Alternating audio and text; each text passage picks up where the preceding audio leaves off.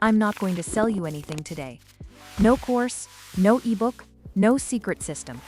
Just the truth, because most of what you've been told about getting rich is designed to keep you poor. Right now, in a modest 3-bedroom house in Nebraska, an old man is eating cereal for dinner. He's worth over $100 million.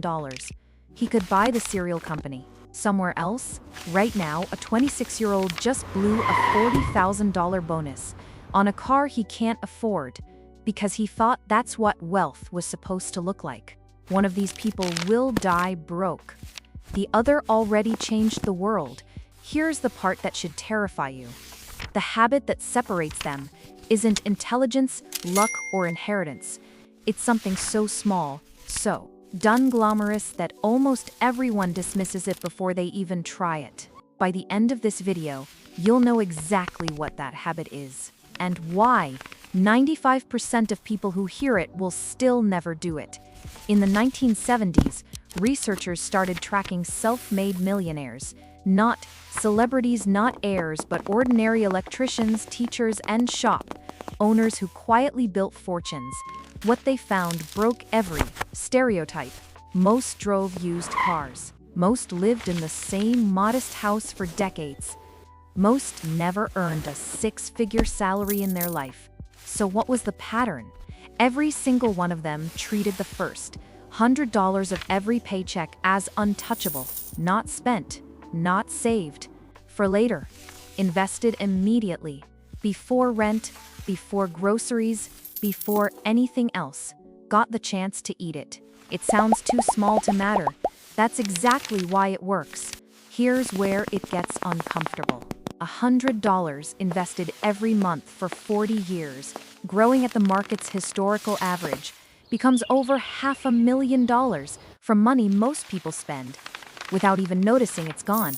Coffee, subscriptions, impulse buys. Meanwhile, the financial industry spends billions of dollars a year, convincing you that wealth requires a lucky stock pick, a hot startup, a trading app with flashing green numbers. Doesn't. It requires doing the boring thing for longer than everyone else is willing to. And here's the systemic flaw nobody talks about: lifestyle inflation. Every time income rises, spending quietly rises to match it. A bigger apartment, a nicer car, dinners out. The people who broke that cycle didn't earn more. They simply refused to let their spending catch up to their income. That refusal, repeated for decades, is the entire secret. So why does almost everyone still fail at this? Because the first $100 is invisible. There's no trophy for it. No one claps. When you skip the upgrade and invest the difference instead, the reward doesn't show up for years, sometimes decades. And the human brain is wired to chase what feels good today, not what pays off in. The old man in Nebraska understood something most people never do. Compounding doesn't reward intensity. It rewards patience. It doesn't care how smart you are.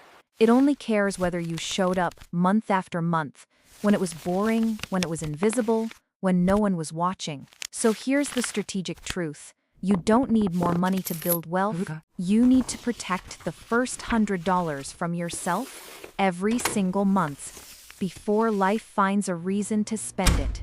That's it.